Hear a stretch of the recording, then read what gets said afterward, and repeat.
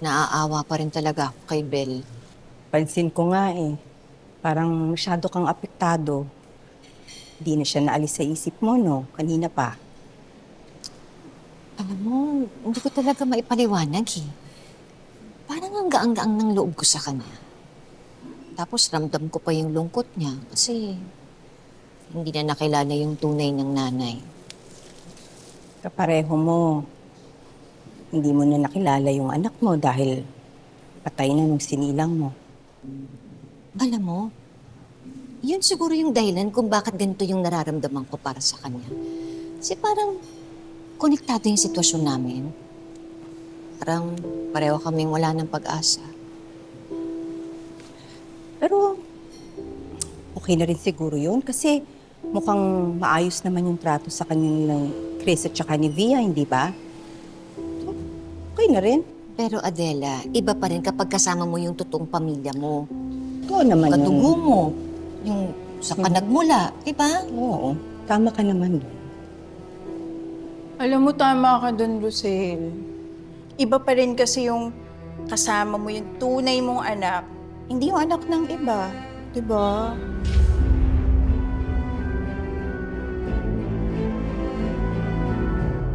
Aling Sefa, pinapabigay po ni Madam Jacinta. Ako, nag-abala pa si Jacinta. Ako, sigurado po ako, natutuwa lang po sa inyo si Madam kasi maganda po yung business ninyo. O para sa akin naman, basta makatulong. Naku, Aling Sefa, mabuti na lang eh. Nagpunta na po kayo dito sa Maynila. Dito na po kayo nakatira. Ay, naku, alam mo, marami na akong transaksyon dito sa Maynila. Kaya naisip ko, umupa ng matutuluyan ko rito. Alexefa, Ay, napaaga ka. Kaya na pala dumating na yung ka-business ko. Paaga ka. oo nga po eh.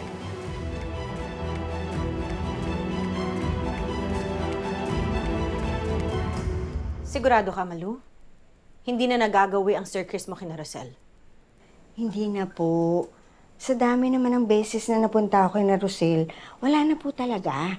Tsaka, may iba ng concern si Rosel. Talaga? Ano naman?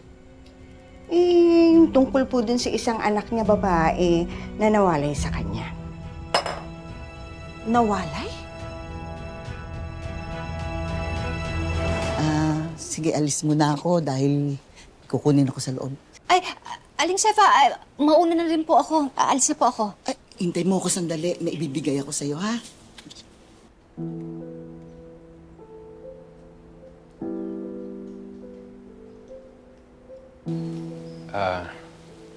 Kamusta ka na?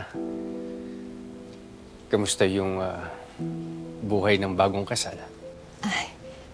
Okay naman. Kayo, kamusta? Kamusta kayo ni Via? Ganun pa rin. Wala naman nagbago eh. Ay, siya nga pala. Kamusta na nga pala si Bel? Okay na ba siya? Si Bel? Bakit mo kinakamusta si Bel? Kasi nagkita kami nung isang araw.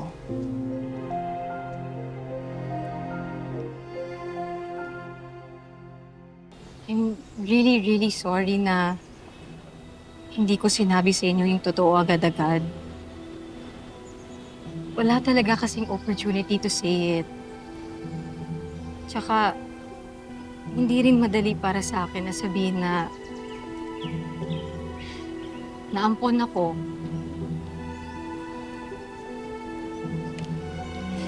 Sana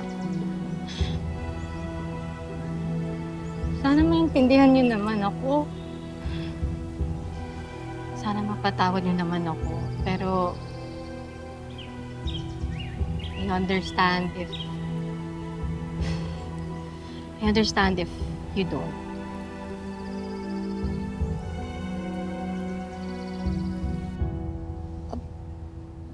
Bakit ganyan yung reaction mo? Wala. Ano lang.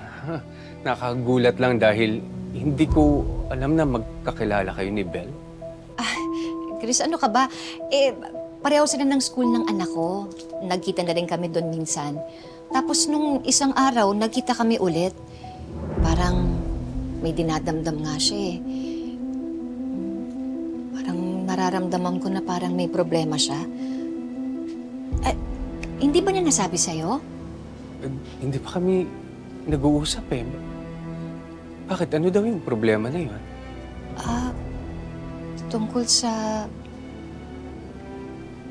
Tungkol sa pagiging ampon niya.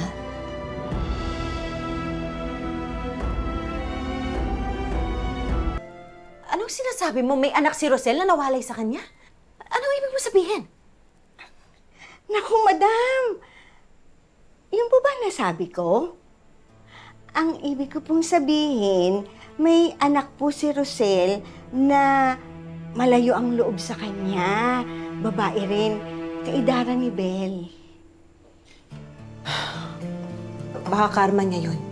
Dahil minsan niya nang naisip na agawan ako ng asawa. Karma po kaya o dahil sa ibang tao?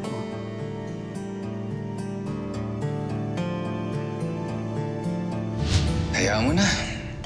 Siguraduhin mo lang na okay yung kalagayan niya, ha? Opo, sir.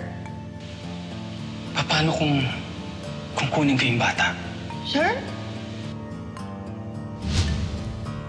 Sino ang ibang tao? Ako ba yung tinutukoy mo? Ma'am? Naku, hindi po yun ang ibig ko sabihin. Wala po akong ibig sabihin. Nakakalimutan niyo na po yun, ma'am. Sige po ha, may niluluto pa po ako eh. Malu, sandali! Malu! May niluluto po ako! So, alam mo na? Oo. Pati yung mga classmates niya alam na rin. Paano? Hindi ko alam eh. Hindi ko na natatanong kay Bel kung ano yung nangyari talaga. Pero alam mo, pinayuhan ko siya. Ang sabi ko, huwag siya magpapa-apekto kasi wala namang masama sa pagiging ampon eh.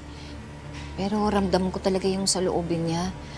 Eh para bang gustong-gusto niya talaga makilala yung mga magulang niya. Sino ba yung mga tunay na magulang ni Bel? Sigurado ako, kilala mo kung sino yung mga yon. Kilala mo siguro, no? Bakit tuwing may ginagawang masama si Tali, andun ka palagi to the rescue? Kasi kapatid ko siya. Kakambal ko si Tali. Paano mo nagawa kay Bel yun? Nagsumbong na naman tong Tyrone na to, no? Bakit naman ginawa mo yun, ha? Ba't mo may pakialam ka kay Bel? Hindi ba ako naman yung anak mo, hindi siya? Tama naman si Tali. Dinidisiplina ko yung anak ko. Kung hindi ko gagawin yon, sinong gagawa?